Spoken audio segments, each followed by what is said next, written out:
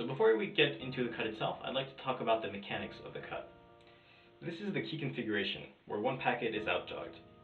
You're going to hold the bottom two packets between your thumb and your middle finger, and do the same with the top. Now, when you rotate the top packet, it's going to separate the hinging packets. When you push down, it's going to flatten them. This is the essence of Spook.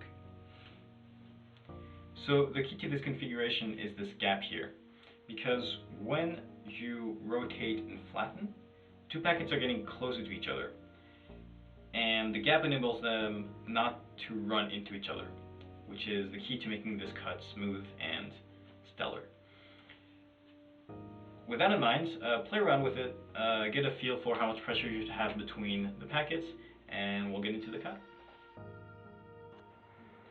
Alright, so let's get into my favorite opener for the Spook. It goes something like this.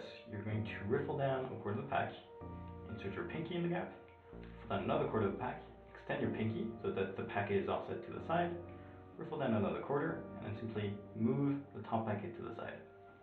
Then, using your middle finger and your thumb, you're going to grip the center of the configuration. This allows your ring finger and thumb, with the other hand, to grip the top. And then, using your bottom hand's ring finger and top hand's index, you're going to hold everything together, which frees the top hand's gripping fingers to move to the bottom and hold that. So now only your middle fingers and thumb should be holding anything. So from the top, it looks like this. You riffle down a quarter of the pack, insert your pinky, riffle down another quarter, extend the pinky, riffle down another quarter, and move the top to the side. Then grip the center, grip the top, hold the middle together with your ring finger and index, and then grip the bottom, and you're ready to go. So now that we're in this grip, I'm still referring to this hand as the bottom hand and this hand as the top hand. So, your bottom hand is going to rotate away from you. This will cause the center to open up and the packets to split to about 90 degrees. Then, you're going to push your hands together so that the packets flatten. And as you do that, your bottom hand is still rotating away and your top hand is rotating towards you. As you do that, everything is rotating such that the packets become parallel to the floor. At this point, your bottom hand's index is helping support, and your top hand, once you're fully parallel to the floor, is going to drop the packets. At this point, you can flip, using your index, this packet to the back, and your spooks. From the top, you open up into the grip, rotate outwards to see the inside, start pushing together, rotate until you line up, and use your index to flip packets back together. And there's Spook.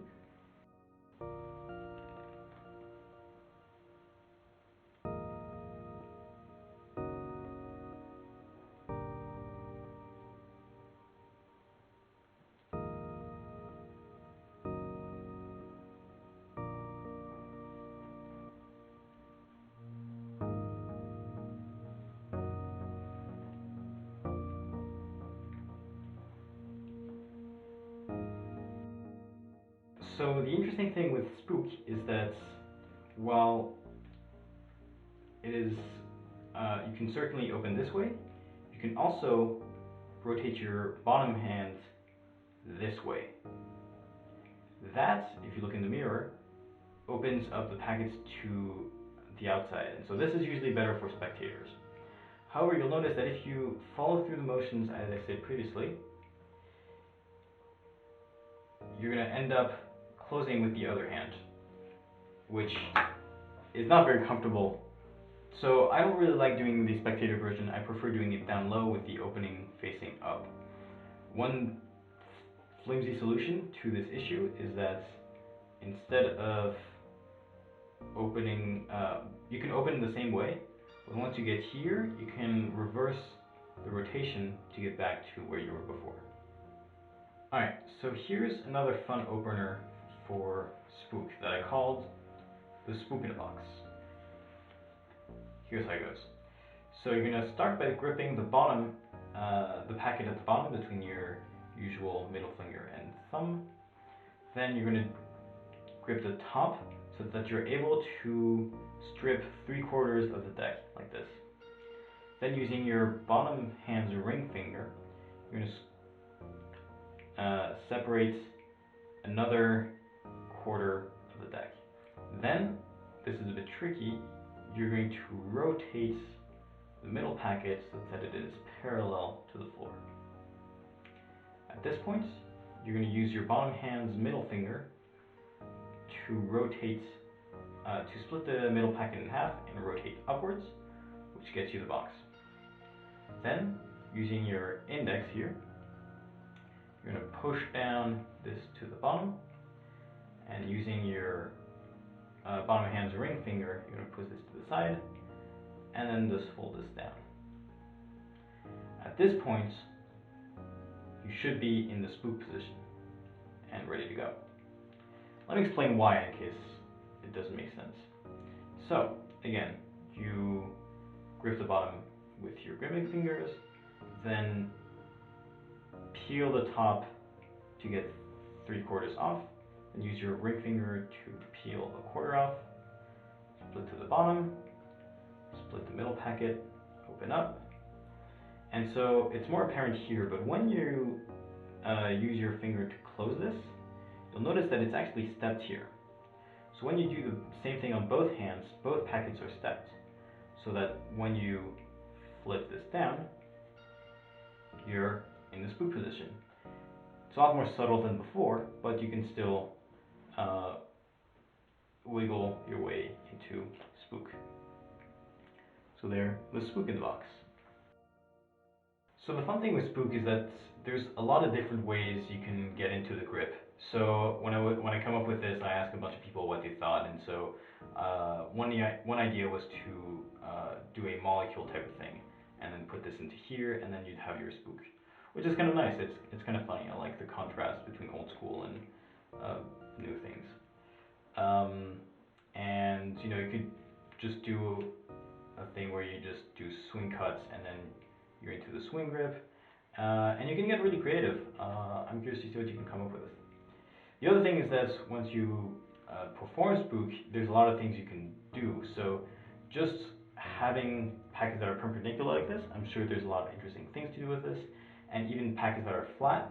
My first idea that was not just closing it was going outwards like this, and then dropping this on my arm, and then just closing it up like this, which I find kind of funny. So yeah, so play around with it. I'm sure you can find some interesting ideas. Another thing I found pretty funny about Spook is that you can get it to end just about any flourish if you have trouble closing. So for example, one thing you could do is have something where something is face up, then face down, and then something is face up but sideways, and then face down again. And so that just looks like a huge mess to close, but what you can do is, once you get into the Spook grip, you can still just as well close everything up, which is pretty funny. And the main key, the key element here that I would like to highlight really is that I have the stepping like this, but I have one packet that is sideways. And to get the Spook action going with the sideways, I use my ring finger to grip the top of the packet here, and then my ring finger to grip the bottom one. And so just with this, you still get this Spook action, and you can still do interesting things, except you have one of the packets sideways. And there's some interesting stuff you can do with that. So play around with it. Close every single cut you've ever made with it, and everything will be great. Alright, well, thanks for watching. I hope you liked it.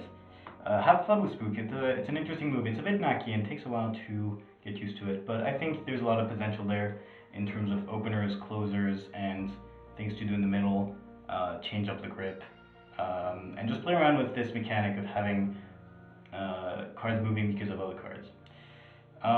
If you come up with something cool, I'd love to see it, and so you better tag me on Instagram. Otherwise, I will find you, and I will tag myself anyways. That's right. Alright, well, thanks for watching, and see you next time.